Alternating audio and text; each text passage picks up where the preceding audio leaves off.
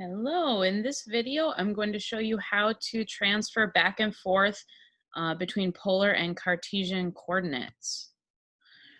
Okay, so we can use trigonometry to go between Cartesian coordinates, that's like XYZ coordinates, and into polar coordinates, so R and theta. So that allows Cartesian coordinates, which give a point in space, to be translated into an angle, which is often more relevant when we're studying biomechanics. So we'll use these formulas that are showed here to transfer back and forth between the two. And these are all provided for you in the appendix in your course manual. It's the appendix, I think it's called Equations and Conversions.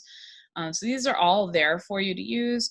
And on any quiz or exam, you'll have these available to use. So you don't need to memorize these. I don't think that that's super useful, but you do need to know how to apply them and which ones to use and when.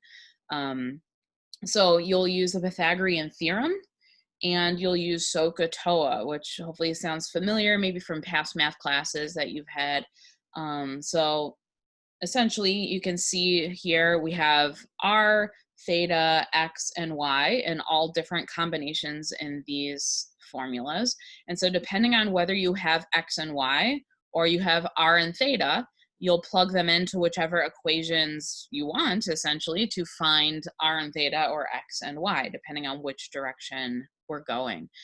So there are lots of different correct ways to transfer from Cartesian to polar and back again, just depending on which formulas here that you chose to use. One thing I want to highlight is that you need to pay attention to what quadrant the vector should be in.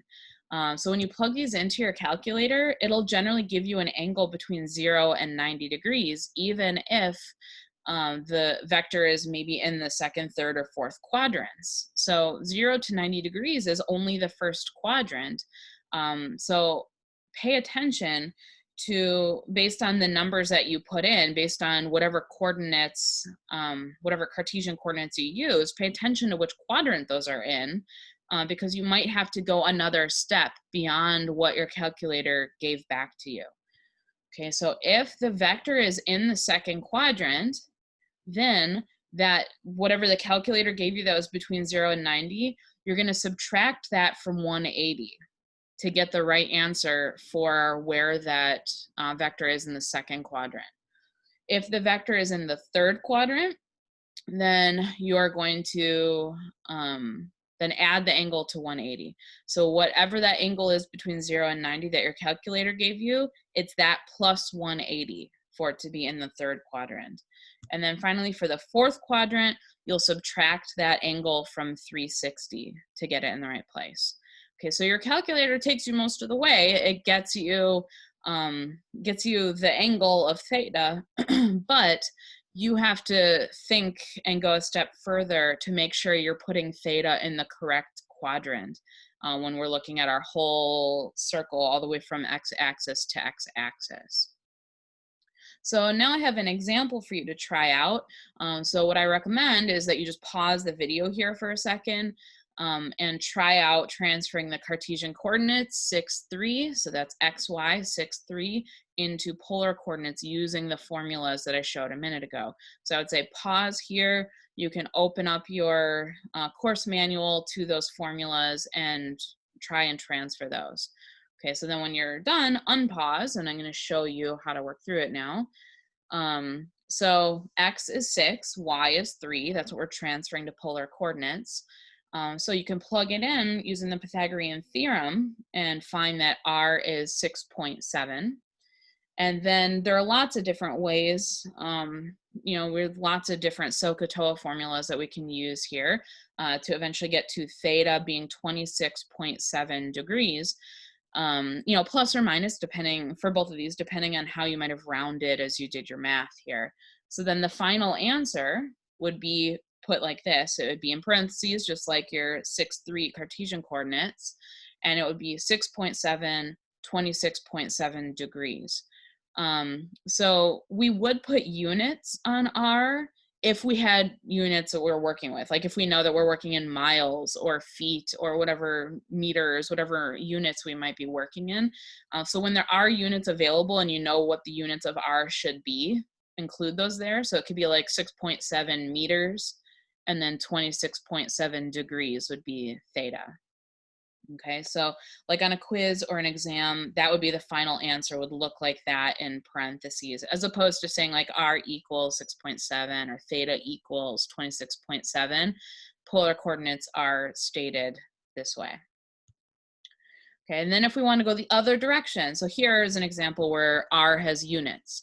So transfer the polar coordinates 7 meters, 62 degrees into Cartesian coordinates.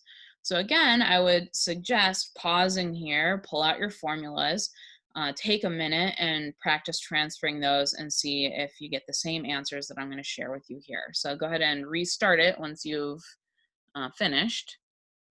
And so the way I did it, I got, let's see, so I put R7 theta 62. I used SOHCAHTOA and got to y equals 6.2, which again, you might get plus or minus depending on how you rounded. That's okay. And then SOHCAHTOA, I got to x equals 3.3. So then your final answer would be stated again in parentheses as 3.3 comma 6.2. So those are x and y coordinates. So again, you can do these calculations in lots of different ways using lots of different formulas. So it just depends on which one you happen to pick. So your math might look different than how I did it here. But the point is that you should get to the same answers no matter how we did it. You might have rounded slightly differently, but it should be roughly the same answer. Okay, so hopefully that all makes sense to you. Let me know if you have questions about that, and I'd be happy to discuss that as much as you need. That's going to be a prominent part of this course. You're going to need to use that skill again and again, so it's important that you do understand how to do that. So thank you for watching, and I will see you next time. Bye.